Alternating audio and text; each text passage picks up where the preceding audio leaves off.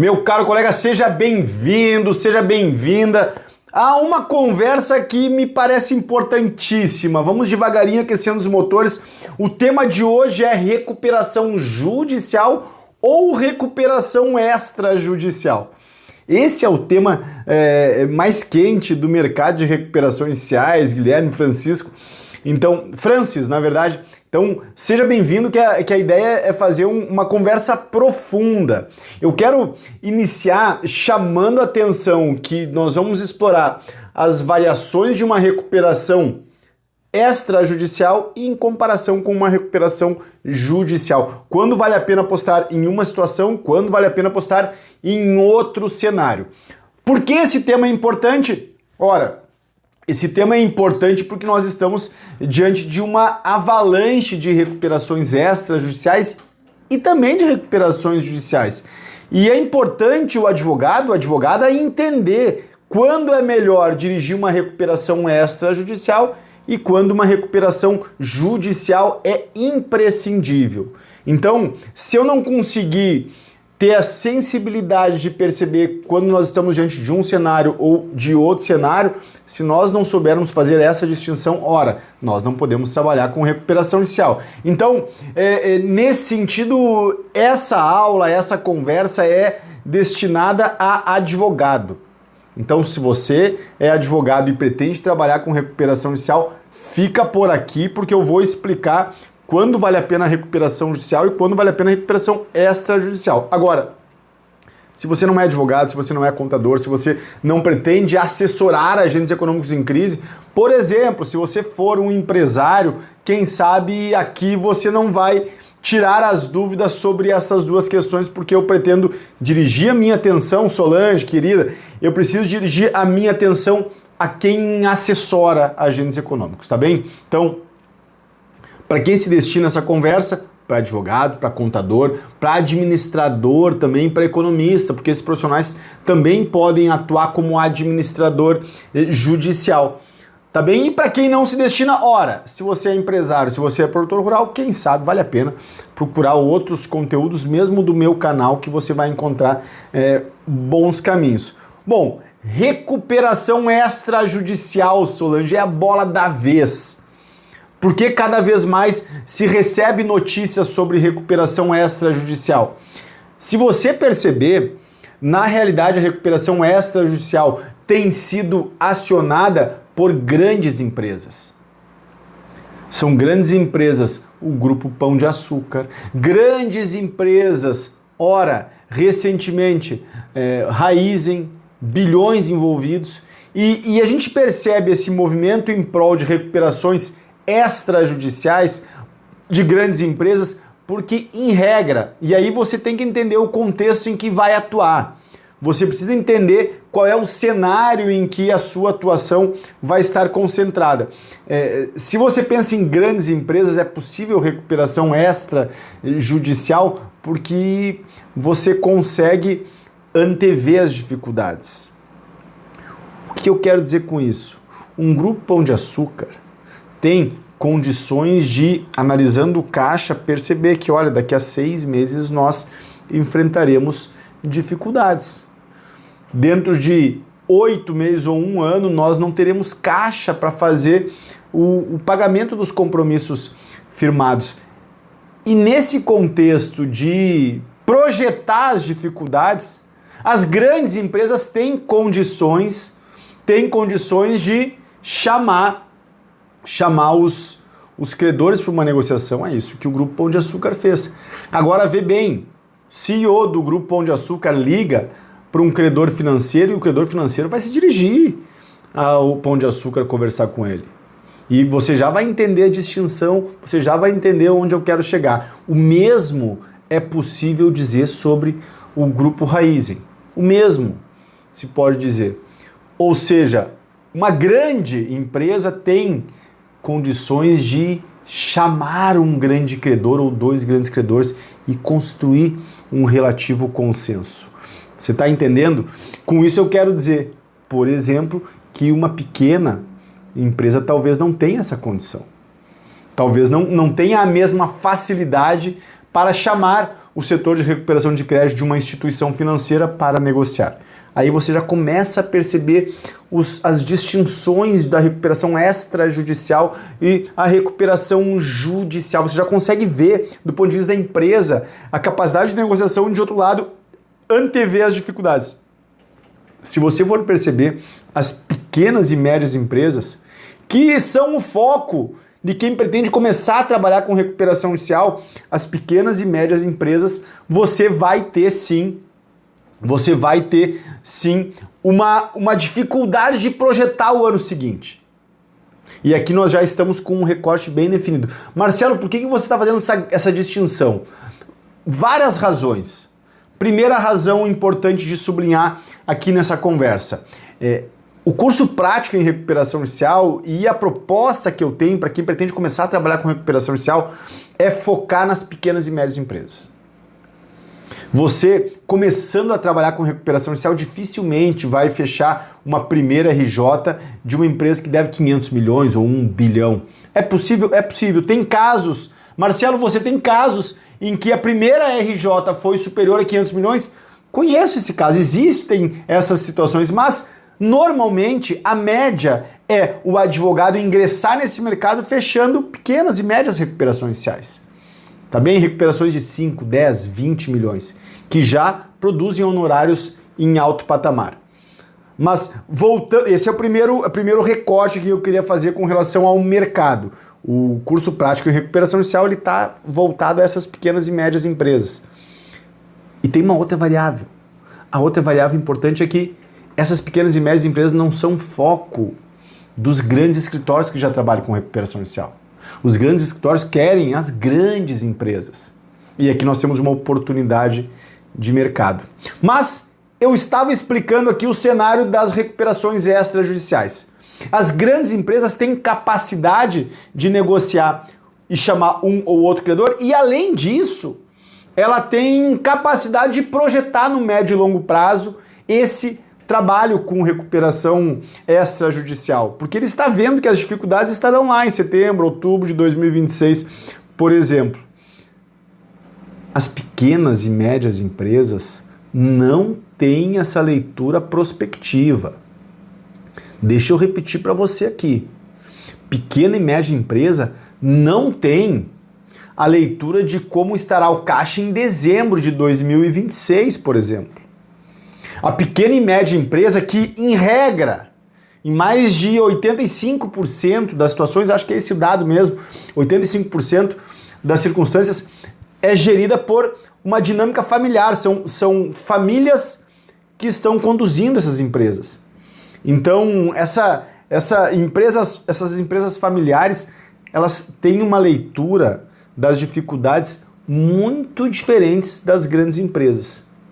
Você vai me perguntar, Marcelo, mas nós estamos aqui no contexto de recuperação judicial e recuperação extrajudicial. O que isso tem a ver com empresas familiares? Agora vem comigo, olha só. Quando uma pequena empresa está em dificuldade, ela só percebe a dificuldade quando chega o aperto do fluxo de caixa. Enquanto a grande empresa observa o seu planejamento, observa o seu DRE histórico dos últimos 12 meses ou 24 meses e vê problema, a pequena e média empresa familiar, ela só encontra o problema, ela só identifica o problema internamente quando percebe o problema no fluxo de caixa. Eu vou além, olha só o que eu estou abrindo aqui, meu querido colega. Se você está gostando dessa live, já curta, já me dá um ok aqui. Eu recebi algumas perguntas que eu vou responder em seguida. Uma delas feita pelo Francis, meu querido colega. Marcelo, se der, comenta o provimento 216 CNJ. Vou comentar, Francis. Vai ser um prazer trocar uma figurinha sobre isso. Logo mais, deixa eu só anotar aqui. Provimento CNJ 216. Isso se refere à recuperação do produtor rural. É importante a gente colocar esse tema no radar. Mas voltando aqui, o que eu queria lhe chamar a atenção é que, no caso de pequenas e médias empresas, não se tem a leitura, meu querido Victor, não se tem a leitura da crise para além do aperto do caixa. Olha o que eu estou lhe dizendo. O pequeno e médio empresário, de índole familiar, pai, filho, irmão, tio, ele só entende o cenário de dificuldades quando vê que o caixa está apertado ou quando está chegando uma execução ali, logo ali na frente, que vai impossibilitar o prosseguimento das atividades. Dizendo isso, eu estou lhe explicando por A mais B por que pequenas e médias empresas não estão acionando recuperação extrajudicial. E a pergunta que eu queria responder nessa live era justamente essa. Você vê notícias de recuperação extrajudicial, mas preste atenção, você só encontra notícias de recuperação extrajudicial de grandes empresas. Por quê? Porque as pequenas e médias empresas só encontram um cenário só se dão conta do cenário de dificuldades quando elas estão enfrentando um aperto no fluxo de caixa e vislumbram ali na frente execuções, buscas e apreensões, concessões patrimoniais. Nesse contexto, meu querido colega, não se tem tempo hábil, olha só, não se tem tempo hábil para conduzir uma recuperação extrajudicial. Porque os credores já estão batendo a porta. Você não criou uma predisposição, não criou um contexto, não criou um cenário adequado para a recuperação extrajudicial. E nesse contexto que o empresário vai precisar, e aí eu preciso que você entenda o imaginário do empresário, o que o empresário vai precisar é de tempo. Porque ele viu que o caixa está apertando. Ele viu que não tem condições de fazer frente aos compromissos que estão logo ali na frente. E justamente, a recuperação judicial tem a condição de oferecer esse fôlego de 12 meses, eventualmente com uma carência de 12 meses, de 24 meses. As grandes empresas anteveem esse cenário e conseguem criar uma negociação projetando esse contexto. As pequenas e médias empresas percebem o cenário, não anteveem o cenário, elas vivenciam o cenário. E aí, claro, precisa de um cenário, de um contexto de crise. Agora sim, tem grandes empresas que não são grandes empresas no sentido de gestão. Recentemente nós estávamos assessorando, conversando com uma grande empresa. Grande empresa aqui, a gente vai ficar aqui do conceito jurídico, sim, grande empresa, mas uma empresa familiar, enfim, com uma dívida expressiva.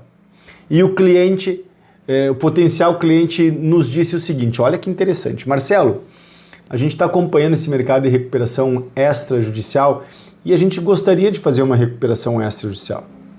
Nós temos aqui um endividamento pesado, e a gente sabe que a recuperação extrajudicial não tem no cadastro da empresa que está em recuperação extrajudicial, não tem um administrador judicial, portanto, o custo, seja financeiro, seja o custo reputacional, é um tanto menor. E a gente preferia fazer o nosso movimento em prol de uma recuperação extrajudicial. Aí eu perguntei, você já tem algum tipo de alinhamento com credores? Você já tem algum tipo de diálogo com um conjunto de credores? Você já conversou sobre essa possibilidade? Não conversei.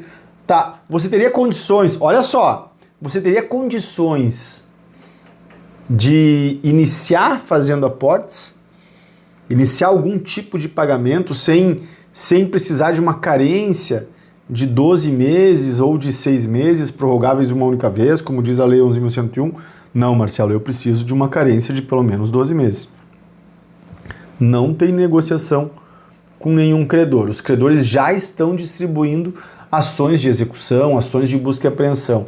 Além disso, precisa de uma carência de 12 meses? Ora, nem tudo querer é tudo alcançar. Se eu estou nesse cenário, é óbvio que mesmo sendo uma grande empresa, se coloca a necessidade dos efeitos da recuperação judicial. Por quê? Porque eu vou precisar da carência, porque eu não vou ter fluxo de caixa para fazer pagamentos no curto e médio prazo e, eventualmente, eu preciso da proteção que o stay period confere. O que é a proteção do stay period? É aquela proteção que o deferimento do pedido de recuperação judicial permite alcançar ao empresário.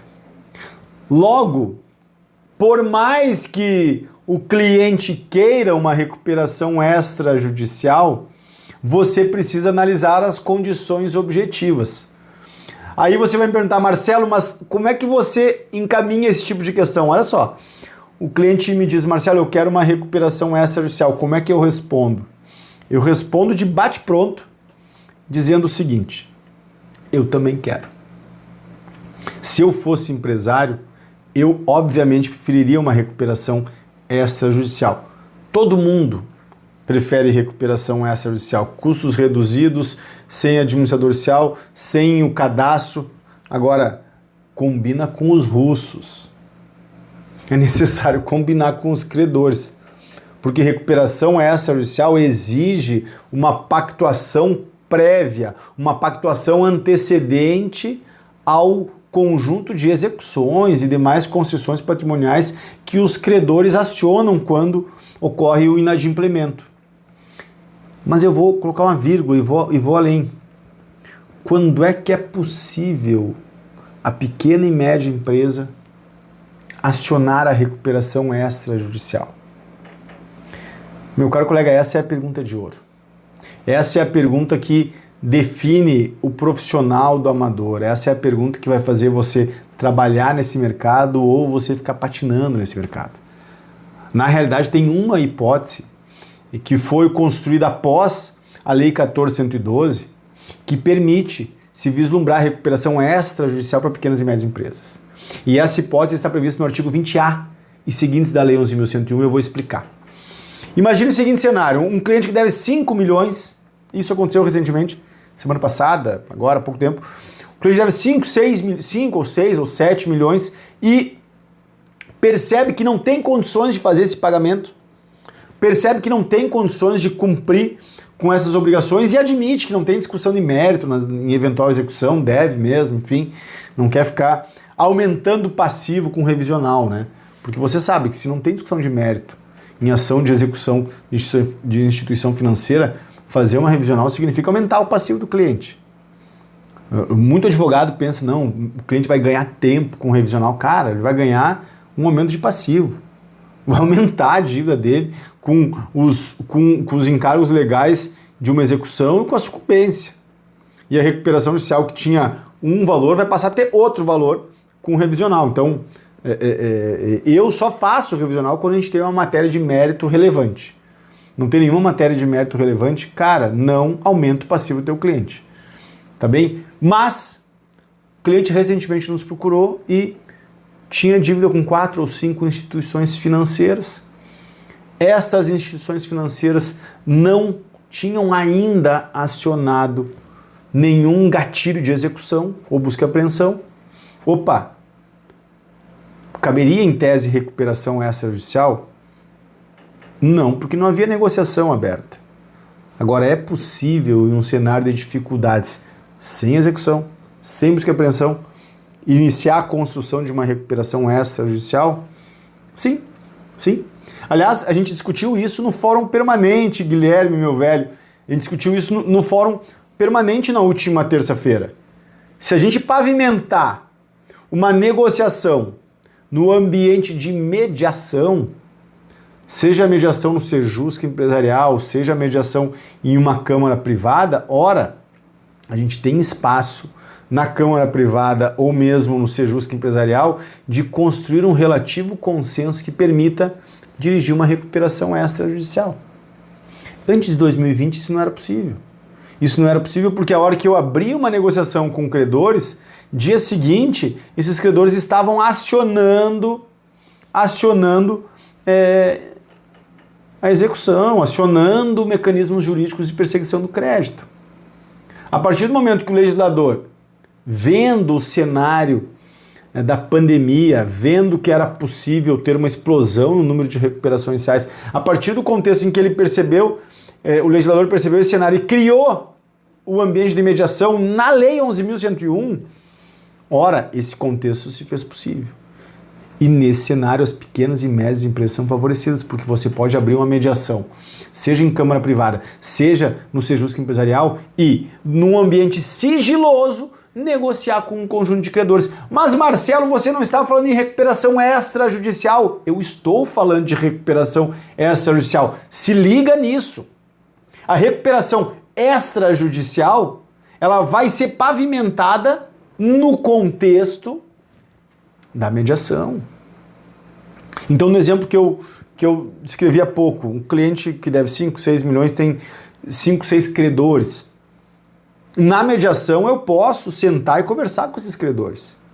E eu posso já de início, aliás, essa foi uma ideia construída no Fórum Permanente de Recuperação Judicial, eu posso já no início assinalar que nós estamos aqui com o intuito de construir um plano de recuperação extrajudicial.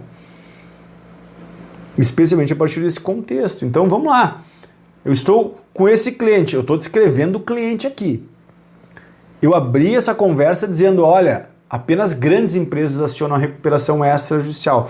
Por quê? Porque apenas grandes empresas conseguem prever as dificuldades e antecipar essas dificuldades por meio de uma negociação fora do ambiente judicial, ok? Entendemos isso. Agora a gente está seguindo em uma reflexão pensando qual é o cenário que é possível acionar uma recuperação extrajudicial para pequenas e médias empresas. Rememorando, pequenas e médias empresas têm dificuldade de recuperação extrajudicial porque elas percebem a crise apenas quando aperta o fluxo de caixa. Então, a empresa familiar, o camarada lá está gerindo posto de combustível, está gerindo supermercado, está gerindo, sei lá, um comércio, uma indústria. Esse camarada está gerindo essa empresa e ele só vai perceber que está apertada a situação a partir do momento, o produtor rural também, o Nelson chega aqui para me lembrar disso, ele só vai sentir que tem dificuldades e precisa renegociar os compromissos quando o caixa apertou. Razão pela qual, ao contrário da grande empresa, ele não antevê as dificuldades. A questão que se coloca é a seguinte, se ele não previu as dificuldades, mas ele está com a perda no fluxo de caixa, ele tem como viabilizar uma recuperação extrajudicial? Normalmente não, mas se não tiver nenhuma execução ou busca e apreensão distribuída, ele pode projetar uma mediação, seja no serviço empresarial, seja em câmara privada, e dentro da mediação, é essa alternativa que é possível para pequenas e médias empresas, dentro da mediação, abrir o procedimento. Olha só que ideia, que ideia boa. Quem tá gostando dessa ideia, escreve para mim, Marcelo. Porra, boa ideia, gostei dessa ideia. Escreve aqui se tá fazendo sentido. Enquanto eu tomo uma água. Olha só. Nesse contexto, mas me diz se faz sentido. Ah, e outra, só um parênteses aqui. Porra, você pode cobrar bons honorários para fazer isso. Bons honorários. Sabe por quê? Porque você vai estar resolvendo a vida do seu cliente. O seu cliente está com uma dívida de 5, 6, 7 milhões... Cara, você vai equacionar esse endividamento, quanto é que vale isso? E eu não estou falando só dos valores envolvidos, eu estou falando do sono. O seu cliente não dorme, o seu cliente não está bem com a família, o seu cliente não se diverte. Então, opa, isso tudo vale o trabalho. Você entende que eu não estou aqui falando que vai ganhar muito dinheiro, não é isso. Eu estou dizendo só que os honorários discutidos nessa situação são diferentes dos honorários por exemplo, uma ação revisional. Por exemplo, para ficar nesse contexto e nem sair fazendo comparação. Mas volta para cá. Nós estamos no itinerário da mediação. O que nós construímos no Fórum Permanente de Recuperação Judicial foi a seguinte alternativa.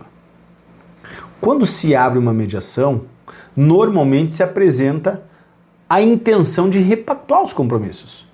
E se faz isso, ora, chama os credores e diz para os credores, olha, em razão do cenário dos maiores juros da história recente do Brasil, em razão de uma economia que anda de lado há pelo menos 10 anos, e aqui a gente tem um ciclo recessivo de 2015 e 2016, e nós temos depois uma pandemia, vai vendo, na região sul nós temos uma enchente, e eu nem estou falando das catástrofes ligadas à produção agrícola, que é uma tragédia à parte aqui.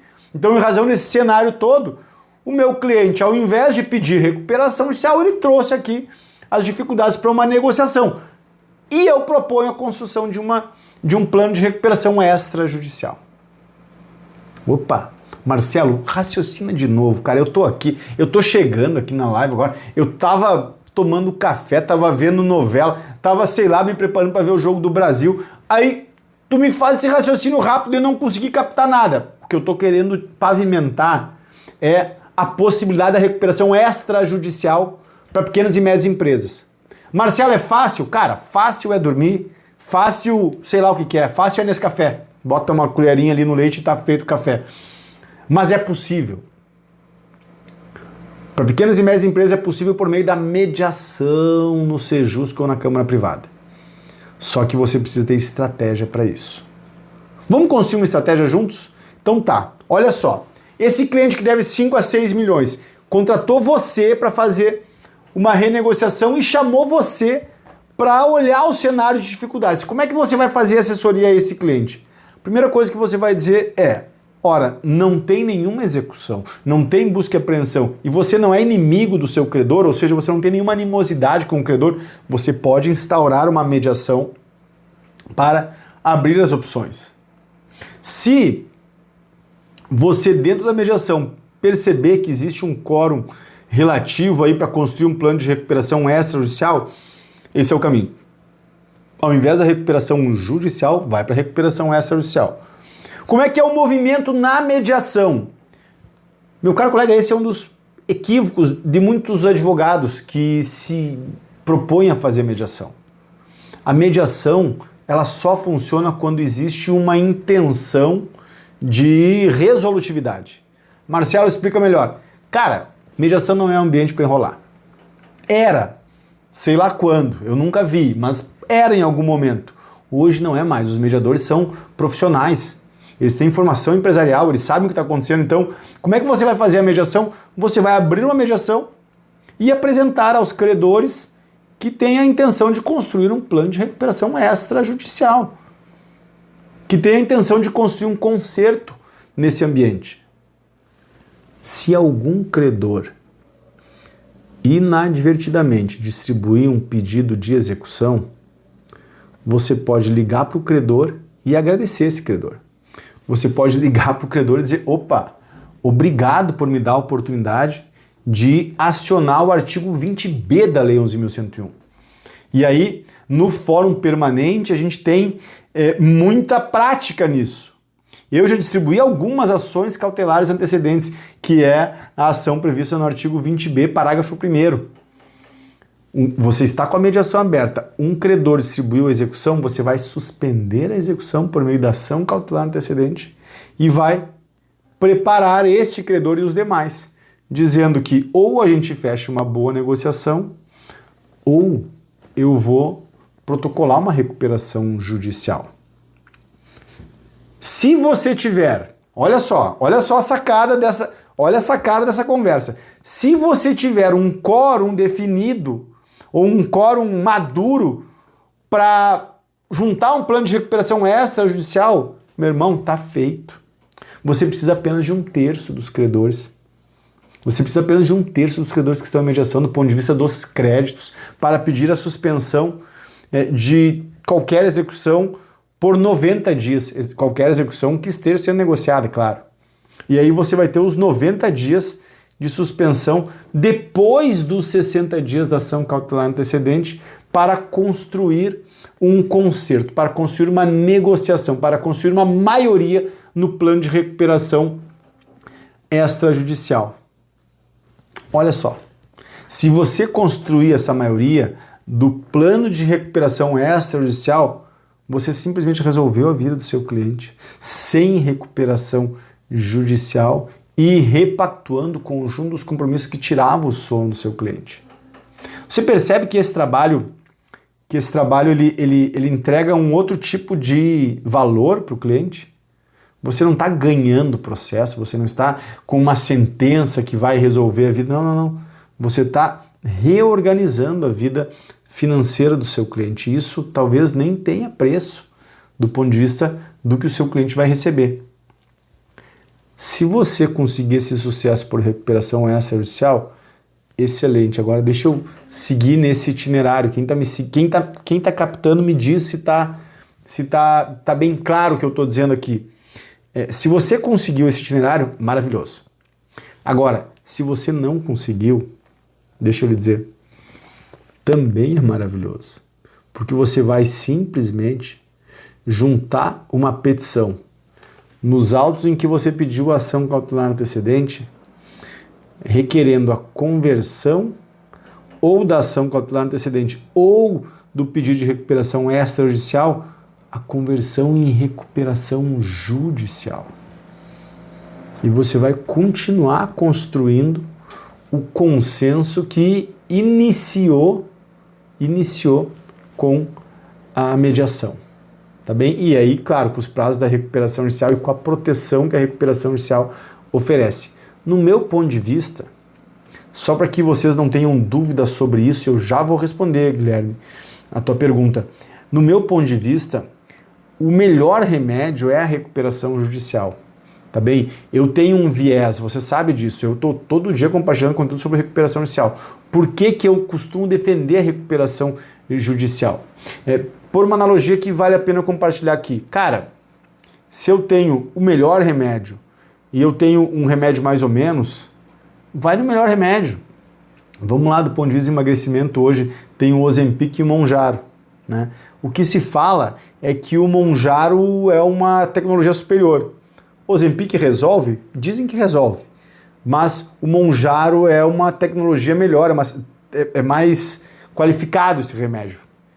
Não sou médico, nunca usei nenhum dos dois, mas dizem que Mounjaro é melhor que Ozempic. Qual eu devo utilizar? Cara, Mounjaro é melhor que Ozempic. Então, usa o que é melhor. Guardar as proporções, recuperação judicial oferece uma proteção de 180 dias, mais 180 dias. Por que eu não vou usar esse remédio? Recuperação judicial protege bens essenciais. Então, bens essenciais da atividade empresária, elas são protegidas por força de lei, parágrafo 3º do artigo 49. Sem discussão. Isso está lá pavimentado na jurisprudência em teses do STJ, aliás, que eu recomendo que você visite. Marcelo, eu queria entender melhor as questões mais tormentosas que envolvem uma recuperação judicial. Cara, abre o STJ, busca a jurisprudência em teses, pega o caderno de recuperação judicial 1, recuperação judicial 2 e o caderno mais recente de 20 anos de RJ. Você vai entender muita coisa ali, porque ali estão desvendados os problemas que no dia a dia ocorrem na recuperação judicial. Tá bem? Então, entre recuperação judicial e extrajudicial, eu prefiro entregar o melhor remédio. Mas tem circunstâncias que vale a pena a recuperação extrajudicial. O Guilherme pergunta, Marcelo, é possível, olha só a pergunta do Guilherme, vamos lá. Marcelo, é possível recuperação extrajudicial com ações e execuções judiciais em andamento? É possível, sim, claro que é possível. Você vai eleger quais são os credores. A recuperação extrajudicial, vamos lá, olha só. A recuperação extrajudicial, ela tem uma grande distinção com relação à judicial pelo seguinte. Na recuperação judicial, Guilherme, todos os créditos existentes na data de distribuição do pedido se submetem à recuperação judicial. Essa é a regra. E a regra está lá, positivada no artigo 49 da Lei 11.101. Caput do 49.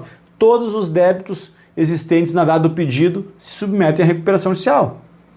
Tá bem? Exceto, aí depois vai ter as exceções. Mas você não tem, o que eu quero dizer, Guilherme, é que você não tem margem para escolher os créditos que ficam dentro e ficam fora de uma recuperação judicial. Na recuperação extrajudicial você tem.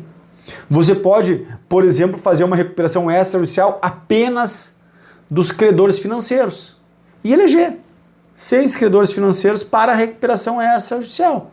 Imagina que um desses 6 está distribuindo a execução, vai ser suspensa a execução se você tiver 1/3 dos credores apoiando esse plano de recuperação extrajudicial. Eu vou te explicar melhor, meu irmão. Se você lê 161 e seguintes da Lei 11.101 e buscar compreender na prática a grande sacada dos meus vídeos, a grande sacada do Fórum Permanente, a grande sacada do treinamento avançado em recuperação judicial é o viés prático, porque a Lei 11.101 é muito chata. Então você precisa ler a Lei 11.101 com um viés prático, operacional. Como é que você faz isso? A partir do problema do cliente. E eu vou agora explicar para você como é que a gente faz isso. Cliente tem uma execução do Bradesco de R$1 milhão em andamento, R$1.2 milhão, tá bem? Mas ele tem dívida também com o Banco do Brasil de R$2.2 milhões, tem dívida também com o Sicredi de R$2.1 milhões, tem dívida também com o Itaú, tá bem? Então, ele tem um endividamento financeiro de 5, 6 milhões e tem uma execução em andamento, como eu mencionei aqui, de um credor, sei lá, Bradesco, tá bem? Ele pode reunir todas essas dívidas financeiras, tendo apoio de 1/3 dos credores, ele pode requerer a homologação de um plano de recuperação extrajudicial e o prazo de 90 dias. Eduardo, meu velho, prazo de 90 dias para homologação do plano de recuperação extrajudicial. Por que esses 90 dias? Porque nesses 90 dias ele vai perseguir os credores faltantes para fechar os 50% de apoio ao plano de recuperação extrajudicial. Tá bem? E aí, Guilherme, te respondendo, meu irmão, objetivamente, nesse contexto, ele vai sim suspender essa execução em andamento, porque ele tem 1/3 necessário para isso. Se eu não estou enganado, nós estamos falando do parágrafo 7º. Aí, cara, posso estar enganado que 5º ou 7º do artigo 163. Dá uma olhadinha. Parágrafo 5º ou parágrafo 7º do artigo 163, que vai dispor sobre as condições para a homologação do plano de recuperação extrajudicial. Então você pode sim trabalhar no sentido de construção de uma recuperação extrajudicial, tendo uma execução em andamento. Agora, para pequenas e médias empresas, o melhor caminho não é direto buscando a homologação de um plano de recuperação extrajudicial e os 60 dias. Não é assim que funciona. Você não vai conseguir ter um quórum qualificado para pedido de homologação de plano de recuperação extrajudicial se você não abrir uma mediação. Porque parágrafo 7º, me diz o Guilherme, show de bola. Então eu tô afiado, né, Guilherme? Então eu tô afiado, né, meu velho? É o 7º. Eu tô conversando com você e você tá com a legislação aberta. Perfeito, meu irmão. Olha só, pequena e média empresa você não vai conseguir diretamente protocolar um plano de recuperação extrajudicial. Por quê? Porque, em regra, quando a pequena e média empresa lhe procurar, ela sabe que está com dificuldades, ela sabe que está endividada, mas, cara, ela nem imagina que é possível pensar em uma recuperação extrajudicial. E se ela imagina, já está na frente das 90% de empresas, se ela imagina, fato é que ela não vai fazer isso. E ela não vai fazer isso porque os credores já estão assanhados, já estão incomodados com o inadimplemento. Aí você consegue pavimentar esse caminho por meio da mediação no Sejusc empresarial. Qual é a notícia espetacular para quem é advogado ou contador, pretende trabalhar nessa área? A notícia espetacular é que nós estamos em um contexto em que nunca tivemos tantos potenciais clientes. Nunca. O mercado de recuperações iniciais no Brasil já está aquecido desde 2023. Desde 2023 é um mercado quente do direito, é um mercado que cresce exponencialmente ano a ano. Mas ele cresce por uma razão que vai muito além das letras jurídicas. O mercado de recuperações iniciais cresce porque as empresas não estão tendo condições de fazer frente aos compromissos firmados em razão da maior taxa de juros da história recente do país. Desde 2014, 2015, a gente não tem juros nesse patamar. E são essas as dificuldades, combinadas com uma economia que anda de lado. Hoje eu estava conversando, todos os dias eu converso com clientes, mas hoje especialmente eu conversei com um cliente que ele me disse: Marcelo, a gente vive numa montanha-russa. Diz esse cliente: Marcelo, eu conversei com um amigo que não é do mesmo setor que o meu, que é de um setor mais estável, e ele me disse que não existe uma atividade pujante do ponto de vista econômico, não tem dinheiro circulando. E essa falta de dinheiro circulando repercute nas empresas que, sim, além de não ter a atividade a mil, tem um endividamento a ser equacionado. Eu li um artigo e um dado me deixou impactado. Nós temos aqui, ao longo do ano, um incremento no endividamento de cerca de 20% em razão dos juros e um incremento da produtividade em razão de 5%. O que eu quero te dizer com isso, meu caro colega? Isso é insustentável. Nesse momento, 8 milhões e alguma coisa, 8 milhões e 400 mil, 8 milhões e 500 mil, 8 milhões e 200 mil empresas estão inadimplentes. 8 milhões e 400 mil ou 8 milhões e 500 mil empresas. Isso é um número inacreditável. E essas empresas, obviamente, não serão todas que precisarão da sua assessoria. É óbvio que não são todas as empresas que precisam de recuperação inicial, mas qualquer percentual é absurdamente relevante. Veja, se a gente pensar em 10% desses 8 milhões e 500 mil empresas, nós estamos falando em 850 mil empresas. Mas eu vou além, se nós falarmos em 1%, nós estamos falando em 85 mil empresas. 85 mil empresas, sem dúvida, essas empresas precisam de recuperação inicial. É por isso que quando um advogado começa a se colocar nesse mercado, e aí pergunta como é que eu sei disso, eu vejo isso no Fórum Permanente, eu vejo isso no dia a dia forense. Quando um advogado em uma região pequena ou média começa a se colocar como um profissional desse mercado, o que acontece? Florescem recuperações iniciais, porque existe uma demanda reprimida. Existe uma demanda colocada pelo mercado, existe uma demanda de empresas que precisam dessa assessoria, só que não sabem que precisam, ou não sabem quem possa ajudar.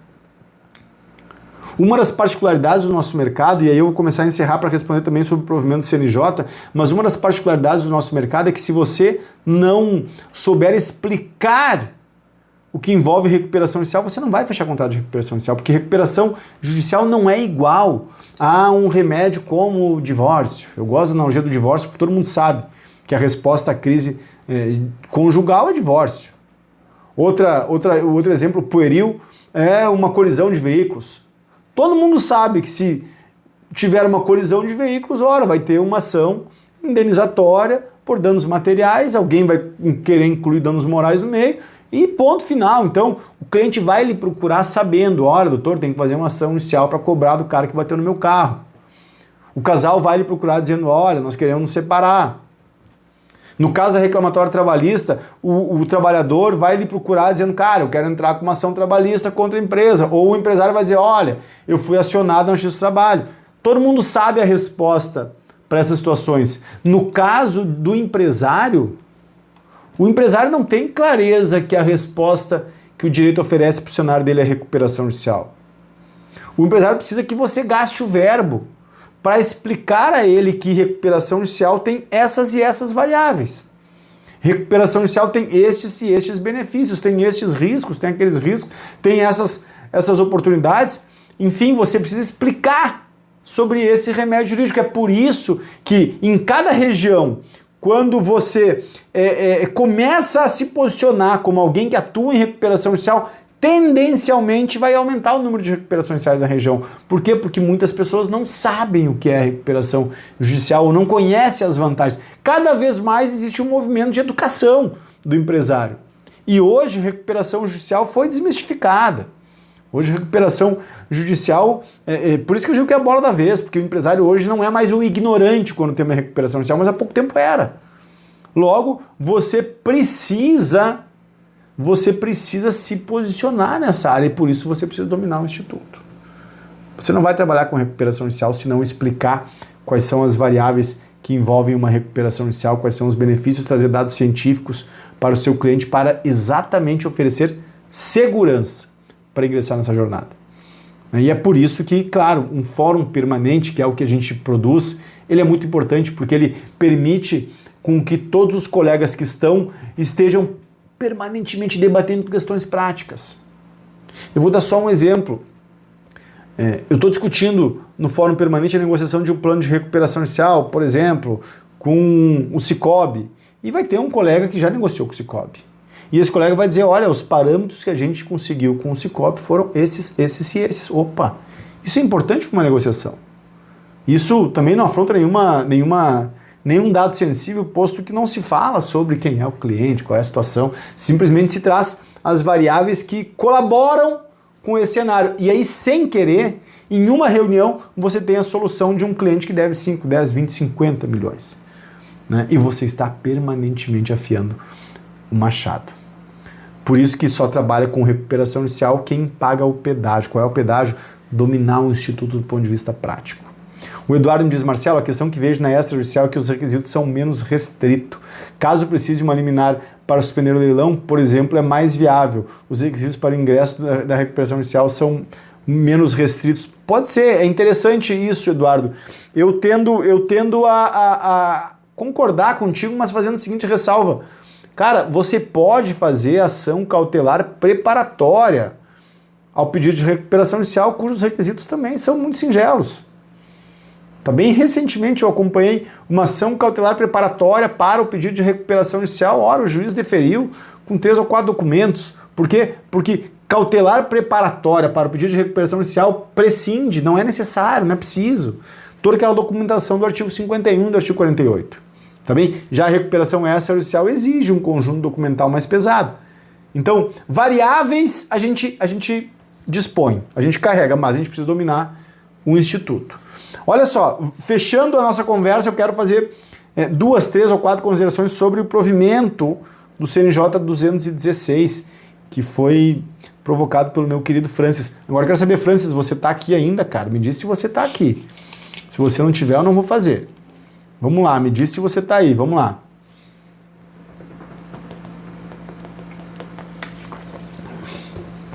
Então, em resumo, o que é o provimento 216? O provimento 216 do CNJ pretendeu criar algumas balizas para a recuperação judicial do produtor rural. O problema é perfeito. O problema, né, Francis, que provocou ali, meu velho, a Jota não dorme, né? Show. O problema do provimento 216 é que ele, de alguma forma, invadiu talvez a competência, vamos dizer isso, pode ser isso, Francis. Ele invadiu a competência do juízo de modo desnecessário.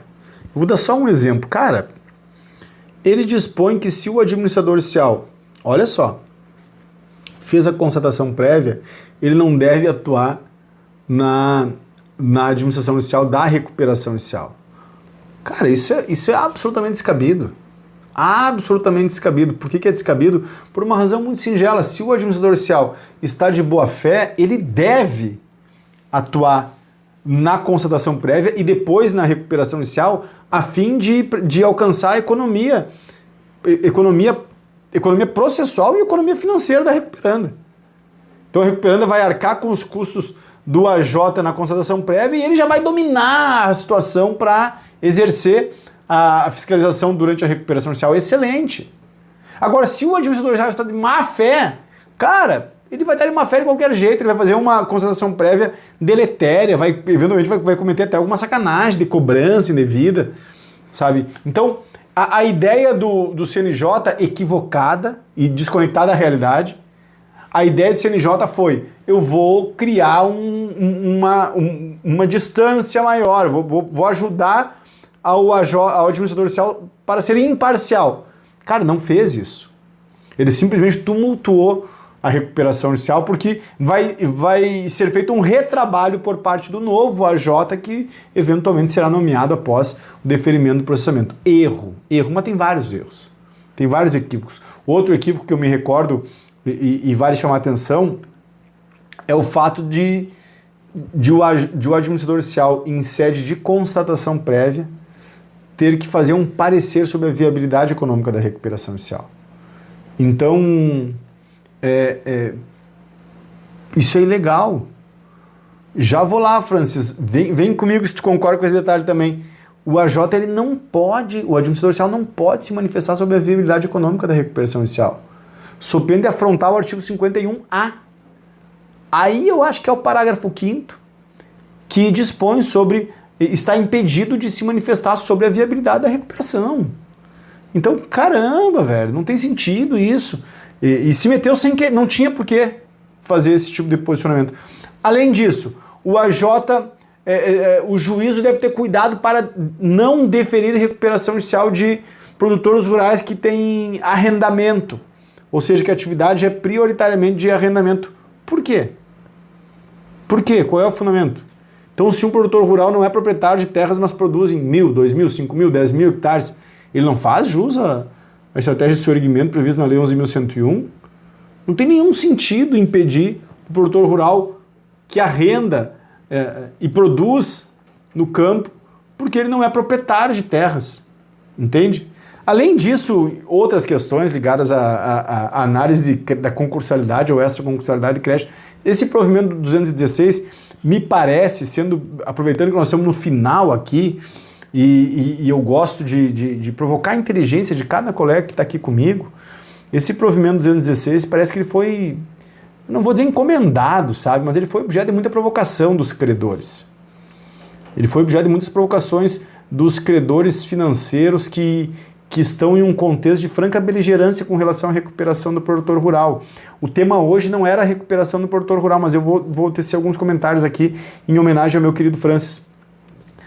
Cara, nós estamos em um contexto de aberta beligerância com relação à recuperação do produtor rural. Se você pensa que recuperação inicial é mamão com açúcar, se você pensa que recuperação inicial funciona da mesma forma que um processo convencional, você não sabe nada de recuperação inicial.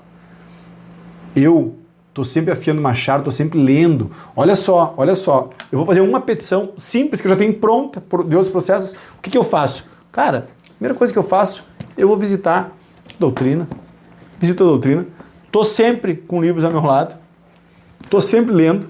Então, assim, por que eu estou sempre lendo? Porque não é um processo simples.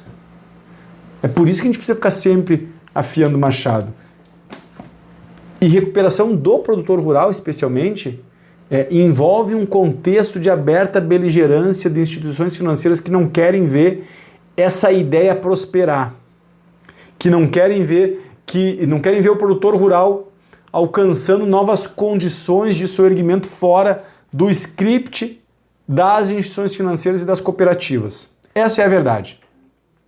Verdade dura e verdade crua. Cooperativas de crédito e instituições financeiras não querem ver o produtor rural alcançar o seu erguimento fora dos quadrantes que eles dispõem. Logo, nós precisamos sim estar afiados, como o querido Francis diz ali, para poder fazer um trabalho de excelência e oferecer ao produtor rural o que ele precisa. O produtor rural pede, nesse momento, socorro no Brasil. Essa é a grande verdade. Não tem hoje produtor rural que esteja voando, que esteja em céu de brigadeiro. Tem produtor rural que ainda acredita na conversa do gerente. Tem produtor rural que ainda acredita na boa-fé da cooperativa. Tem produtor rural que ainda acredita que os bancos existem para lhe prover. E eles percebem que isso não é verdade quando começam a entregar o patrimônio. Então, o que eu quero dizer a título de encerramento aqui é que se você pretende trabalhar com recuperação inicial, precisa afiar o machado. Você vai ser muito bem remunerado. Vai ter vezes que você nem vai esperar e vai receber um dinheiro que, nem sabia que ia receber hoje. Seguidamente acontece aqui no escritório isso. E é uma alegria. Mas eu sei que não é um presente ou um favor para mim. Eu sei que é a retribuição de um trabalho bem prestado, de um trabalho que cumpre um papel relevante. Você só vai ter honorários expressivos quando estiver envolvido com ações cujos valores sejam expressivos. Isso é uma obviedade que os advogados não percebem. Eu vejo um desalinhamento do trabalho do advogado com os honorários que alcança por uma razão simples. Se o advogado não perceber que se ele não distribuir uma ação de 2 ou 3 milhões, ou 5 milhões ou 20 milhões, é óbvio que ele não vai ter honorários alinhados com esses valores. É por isso que recuperação inicial envolve um mercado singular do direito. É o melhor mercado? Cara, eu não vou ficar dizendo que é o melhor mercado porque eu não fico vendendo ilusão nenhuma. Eu acho uma sacanagem, inclusive, falar desse marketing aí de ostentação, de fiquei rico com direito. Que fica rico com direito agora? Um trabalho digno e que vai te remunerar bem, claro, recuperação inicial sem dúvida, envolve isso, né? Mas, só para ninguém ficar com uma imagem ruim minha aqui, outras áreas também oferecem isso. Se você pensa em trabalhar com recuperação inicial exclusivamente por causa dos honorários, não trabalhe com recuperação inicial. Não trabalhe com recuperações iniciais. Agora, se você acha que o trabalho com recuperações iniciais diz respeito a uma área fantástica, que tem um pouquinho de direito, tem um pouquinho de negociação e tem um pouquinho de economia, cara, se você gostou desse tempero, se você entendeu que recuperação judicial é um processo judicial com finalidade econômica alcançada pela via negocial, ou seja, olha só, processo judicial, ou seja, tem que entender um pouquinho de direito. Processo judicial com finalidade econômica, você quer permitir ao empresário prosseguir nas atividades, né? Alcançado pela via negocial, ou seja, tem a questão negocial. Se você se encontra nesse lugar, deixa eu lhe dizer, os honorários são altamente convidativos. Você vai ser bem remunerado para isso. Quem sabe você se encontre no direito, trabalhando com recuperações iniciais. E eu digo isso com muita tranquilidade, porque isso aconteceu comigo. Eu me encontrei na advocacia trabalhando com recuperação inicial. Hoje eu não me vejo trabalhando com outro processo. Hoje de tarde eu estava, por assim dizer, demitindo uma cliente, uma querida amiga, explicando para ela, olha, eu não trabalho com esses processos. Faz 5 anos que eu não mexo nesse tipo de processo, eu estou trabalhando para ti porque eu sou teu amigo, eu quero bem a tua família, enfim, respeito todo o teu time, mas eu não quero mais entrar nesses processos. Então, como é que eu posso fazer isso? Sabendo que esses outros processos que eu estou abrindo mão também têm honorários. Eu posso fazer isso porque eu vivo de recuperações judiciais. Eu vivo auxiliando agentes econômicos em crise, eu vivo auxiliando alguns credores em algumas recuperações judiciais que eu vejo necessária a atuação do credor também. Esse é meu dia a dia. E é por isso que eu encho a boca para dizer, quem quiser fazer isso, pode fazer. E o primeiro passo para isso vai ser no curso prático em recuperação judicial, que vai acontecer daqui a 1 semana e meia. Daqui a 1 semana e meia eu conto com a sua presença. Meu querido colega, obrigado pela atenção. Obrigado por partilhar comigo essa quinta-feira pela noite, durante quase 1 hora. Eu adoro fazer esse diálogo, adoro estar aqui e vou me fazer mais presente nesse próximo período exatamente para abrir o jogo sobre tudo que envolve recuperação judicial. Se você tiver alguma dúvida que envolve o trabalho com RJ, participe dessas lives. Se você quiser afiar o machado e entender os detalhes do trabalho com recuperação, da petição inicial, do plano de recuperação inicial, do fechamento do contrato, de tudo que envolve atuação prática, participe dessas lives. Se você quiser conversar mais comigo sobre isso, acompanhe meus stories que eu vou abrir algumas perguntas e alguma caixinha de pergunta e você faça pergunta também. Se quiser fazer pergunta no direct, faça também que eu vou fazer questão de abrir as respostas aqui também, tá bom? E você sabe, agora é a hora de arregaçar as mangas e auxiliar esses milhares de agentes econômicos que precisam da nossa inteligência. Eu vou fazer o possível para que isso aconteça, tá bem? Boa noite a cada advogado, a cada advogada que ficou comigo até agora. E Guilherme, vamos para cima.